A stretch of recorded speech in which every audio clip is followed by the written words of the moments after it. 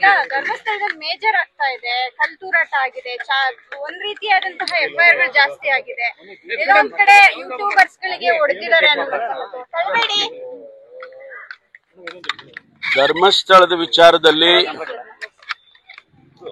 ಅಲ್ಲಿ ನಿನ್ನೆ ದಿವಸ 2 ಗುಂಪುಗಳ ಮಧ್ಯೆ ಘರ್ಷಣೆ ಆಗಿದೆ ಅಂತ ಹೇಳಿ ವರದಿ ಬಂದಿದೆ. ಅದು ಯಾಕಾಗಿದೆ, ಯಾರು ಕಾರಣಕರ್ತರು ಮತ್ತು ಅವ್ರ ಉದ್ದೇಶ ಏನಿದೆ, 2 ಗುಂಪಿನ ಉದ್ದೇಶ ಏನಿದೆ ಅಂತ ಹೇಳಿ ಅದನ್ನೆಲ್ಲ ಪರಿಶೀಲನೆ ಮಾಡಿ ತನಿಖೆ ಮಾಡಿ ವರದಿ ಕೊಡಬೇಕು ಅಂತ ಹೇಳಿ ಹೇಳಿದ್ದೇನೆ. ಇದು ಒಂದು ರೀತಿಯಲ್ಲಿ ಏನೋ ಒಂದು ಸಂಘರ್ಷ ಅಲ್ಲಿ ಆಗ್ತಾ ಇದೆ ಅನ್ನುವಂಥದ್ದು ಕಾಣಿಸ್ತಾ ಇದೆ. ಏನಕ್ಕೆ ಆಗ್ತಾ ಇದೆ ಗೊತ್ತಿಲ್ಲ ನಮ್ಗೆ. ಅವರು ಅಲ್ಲಿನ ಜನ ಸಮುದಾಯ SIT ಮಾಡಬೇಕು ಅಂತ ಹೇಳಿ ನಮಗೆ ಒತ್ತಾಯ ಮಾಡಿದ್ರು. ನಾವು ಅದನ್ನ ಬಹಳ ಎಚ್ಚರಿಕೆಯಿಂದ ಪರಿಶೀಲನೆ ಮಾಡಿ SITಯನ್ನ ಮಾಡಿದ್ವಿ.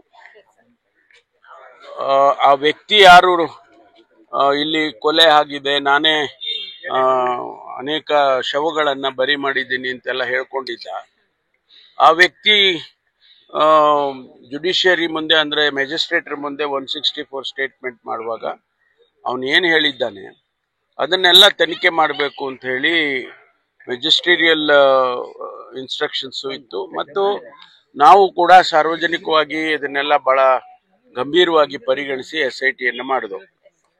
ಅವರು 13 ಸ್ಥಳದಲ್ಲಿ ಅವರು ಐಡೆಂಟಿಫೈ ಮಾಡಿ ಈ 13 ಸ್ಥಳಗಳಲ್ಲಿ ಹೆಣಗಳನ್ನ ಊತಾಕಿದೆ ಅಂತ ಹೇಳಿ ಅವರ ಹೇಳಿಕೆ ಇತ್ತು. ಅದರ ಪ್ರಕಾರನೇ ನಾವು SITನವರು ಆ 13 ಸ್ಥಳಗಳಲ್ಲೂ ಕೂಡ ತೆಗೆದಿದ್ದಾರೆ. 6ನೇ ಸ್ಥಳದಲ್ಲಿ ಒಂದು ಗಂಡಸಿನ ಅಸ್ಥಿಪಂಜರ ಸಿಕ್ಕಿದ್ದೇನೋ ತಾವೆಲ್ಲ ರಿಪೋರ್ಟ್ ಮಾಡಿದಿರಿ ಈಗಾಗಲೇ.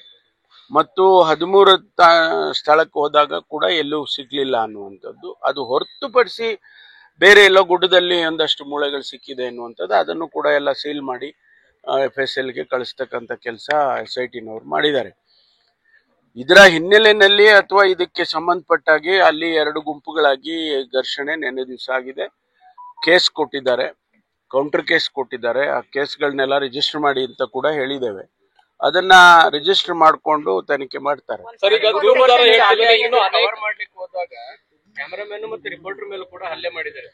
ಅಲ್ಲ, ಅವ್ರು ಯಾರು ಮಾಡಿದ್ದಾರೆ ಗುಂಪುಗಳು ಆಗಿದೆ, 2 ಗುಂಪಾಗಿದೆ ಅಂತ ಹೇಳಿದ್ದಾರೆ.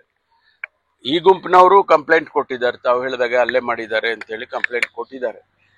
ಬೇರೆಯವರು ಕಂಪ್ಲೇಂಟ್ ಕೊಡಿ, 2 ಕಂಪ್ಲೇಂಟ್ಸ್ ಅನ್ನ ತಗೊಂಡು ಈಗ ತನಿಖೆ ಮಾಡ್ತಿದ್ದಾರೆ. ತನಿಖೆ ಮಾಡಿ ಅದ್ರ ಮೇಲೆ ಯಾವ ರೀತಿ ಕ್ರಮ ತಗೋಬೇಕು, ಕೇಸಸ್ ರಿಜಿಸ್ಟರ್ ಮಾಡಬೇಕು, ಅದನ್ನೆಲ್ಲ SITನವರು ಮತ್ತು ಸ್ಥಳೀಯ ಪೊಲೀಸರು ಮಾಡ್ತಾರೆ. ಹೊರಗೆ ಬರಬೇಕು ಅನ್ನುವಂಥದ್ದು ಸರ್ಕಾರಕ್ಕೆ ಇರೋ ಕಾಳಜಿ ಕೂಡ. ಆದ್ರೆ ಅಲ್ಲಿ ತನಿಖೆಗೂ ಮೊದಲೇ GPS ಸಿಸ್ಟಮ್ ವ್ಯವಸ್ಥೆಯಲ್ಲಿ ಕೃತಕವಾಗಿ ಅಭಾವ ಸೃಷ್ಟಿ ಮಾಡ್ತಾರೆ. ಪ್ರಣಬ್ ಮೋಹಂತಿ ಅವರು ಬೇಕು ಅಂತಲೇ ಕೇಂದ್ರಕ್ಕೆ ಕಳಿಸ್ತಾರೆ. ಈ ತರದ್ದೆಲ್ಲ ಸೃಷ್ಟಿ ಮಾಡ್ತಾರೋ ವಿರುದ್ಧ ಏನೂ ಆಗ್ತಾ ಇಲ್ಲ. ಅದರಿಂದಾಗಿ ಇದೆಲ್ಲ ನಡೀತಾ ಇದೆ. ಯಾರ್ಯಾರು ಹೇಳಿಕೆಗಳು ಕೊಡ್ತಾರೋ ಅದು ನಮಗೆ ಮುಖ್ಯ ಅಲ್ಲ. ನಮಗೇನು ಮುಖ್ಯ ಅಂದ್ರೆ SITನವರು ತನಿಖೆಯನ್ನ ಒಂದು ತಾಂತ್ರಿಕವಾಗಿ ಆಧುನಿಕವಾಗಿ ಸತ್ಯ ಹೊರಗೆ ಬರುವಂತ ರೀತಿಯಲ್ಲಿ ಮಾಡಬೇಕು ಅನ್ನೋದೇ ನಾವು ಕೊಟ್ಟಿರುವ ಟರ್ಮ್ಸ್ ಆಫ್ ರೆಫರೆನ್ಸ್. ಹಾಗಾಗಿ ಆ ಕೆಲಸ ಅವ್ರು ಮಾಡ್ತಾರೆ. ನಾವು ಅವರನ್ನು ಪ್ರಶ್ನೆ ಮಾಡೋದು, ಇವರನ್ನು ಪ್ರಶ್ನೆ ಮಾಡೋದು, ಅದು ಈಗಲೇ ಮಾಡಿದ್ರೆ ಅದಕ್ಕೇನು ಅರ್ಥ ಬರೋದಿಲ್ಲ. ಅವ್ರಿಗೆ ನಾವು ಜವಾಬ್ದಾರಿ ಕೊಟ್ಟಿದ್ದೀವಿ, ಆ ಜವಾಬ್ದಾರಿನ ಅವ್ರು ಮಾಡಿ ರಿಪೋರ್ಟ್ ನ ಒಳಗಡೆ ತರ್ಬೇಕಷ್ಟೇ. ಹೇಳೋರೆಲ್ಲ ಹೇಳ್ತಾ ಇರ್ತಾರೆ, ಈಗ SIT ಸರಿಯಾಗಿ ಮಾಡ್ತಾ ಇದೆ ಅಂತಾನು ಕೂಡ ಹೇಳ್ತಾರೆ, SIT ಸರಿಯಾಗಿ ಮಾಡ್ಲಿಲ್ಲ ಅಂತಾನು ಹೇಳ್ತಾರೆ. ಆಮೇಲೆ ಇವರೇ ಎಲ್ಲ ಸಜೆಷನ್ಸ್ಗಳು ಕೊಡ್ತಾರೆ. ಆಮೇಲೆ ಇದು ರಡಾರ್ ಇದ್ರದ್ದು ತರಬೇಕು ಅಂತ ಹೇಳಿ ಅವರೇ ಹೇಳ್ತಾರೆ, GPR ಅದನ್ನೆಲ್ಲ ಇವರೇ ತರಬೇಕು. ನಾವೇ ಹೇಳಕ್ ಶುರು ಮಾಡಿಬಿಟ್ರೆ ಅವ್ರು ಹೇಳಿದ ತರನೇ ತನಿಖೆ ಮಾಡಕ್ಕಾಗುತ್ತಾ? ಅವರಿಗೆ ಅದೆಲ್ಲ ಮಾಡ್ತಾರ, ಅವರು ಪೊಲೀಸ್ನವ್ರು ಸಮರ್ಥರಿದ್ದಾರೆ, ಅವ್ರು ಮಾಡ್ಕೊಳ್ತಾರೆ. ಸರ್, ಈಗ 13 ಸ್ಥಳಗಳನ್ನ ಗುರುತಿಸಿಯಾಗಿದೆ, ಅದನ್ನ ಅಗಲಾಗಿದೆ. ಇನ್ನೂ ಹೆಚ್ಚಿನ ಶವಗಳಿದಾವೆ ಅನ್ನುವಂಥದ್ದನ್ನ ಹೇಳ್ತಿದ್ದಾನೆ. ಇನ್ನು ಮುಂದುವರಿತಾ ಅಥವಾ ಇಷ್ಟಕ್ಕೆ ಅದು ಅವ್ರ SIT ತೀರ್ಮಾನ ಮಾಡುತ್ತೆ.